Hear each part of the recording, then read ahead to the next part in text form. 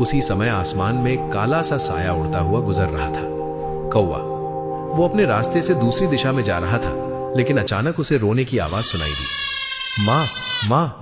कौवा रुक गया। उसने नीचे देखा और जैसे ही वो उस पेड़ के पास उतरा, उसकी आंखें फैल गईं। घोंसले में 3 छोटे बच्चे रो रहे थे और पास ही तोता बिल्कुल शांत पड़ा था। कौवे के पंख कैसे एक पल के लिए जम गए। उसकी आंखों में आंसू भर आए। वो धीरे धीरे तोते के पास गया, फिर टूटती हुई आवाज में बोला, मेरे दोस्त, तुमने मुझे एक बार भी नहीं बताया कि तुम्हारी हालत इतनी खराब हो गई थी। कौवा फूट फूट कर रोने लगा। कुछ देर तक वो अपने दोस्त के पास बैठा रहा। फिर उसने एक फैसला किया। उसने जमीन पर पेड़ के नीचे एक छोटा गड्ढा खोदा।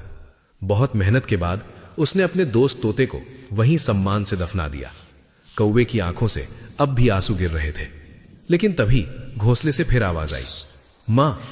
कौवे ने ऊपर देखा। तीनों छोटे बच्चे अभी भी रो रहे थे। कौवा धीरे धीरे घोंसले के पास आया और पहली बार उनसे नर्म आवाज में बोला, डरो मत, अब से मैं तुम्हारे साथ हूं। कुछ देर बाद कौवे ने अपने पंख फैलाए और तीनों बच्चों को अपने साथ उड़ने के लिए कहा। वे अभी छोटे थे, लेकिन कौवा उन्हें सावधानी से अपने साथ लेकर उड़ चला। रेगिस्तान पीछे छूट गया। बहुत दूर उड़ने के बाद एक नया जंगल दिखाई दिया। यह जंगल पहले वाले जंगल से बिल्कुल अलग था। यहां हरे भरे पेड़ थे। पास ही एक नीला समुद्र चमक रहा था। जंगल के बीच एक सुंदर झील थी और कई जगहों पर छोटे छोटे झरने बह रहे थे। ये जगह जीवन से भरी हुई थी। यहां बहुत सारे पक्षी रहते थे, छोटे भी, बड़े भी, रंग बिरंगे भी। जब कौवा तीनों बच्चों को लेकर उस जंगल में पहुंचा तो कई पक्षी उनके पास आए। उन्होंने नए मेहमानों का स्वागत किया और धीरे धीरे वो जगह उनका नया घर बन गई।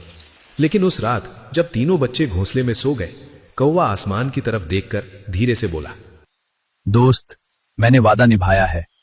अब तुम्हारे बच्चे कभी अकेले नहीं होंगे। और आगे की कहानी देखने के लिए कमेंट में लिखें नेक्स्ट पार्ट।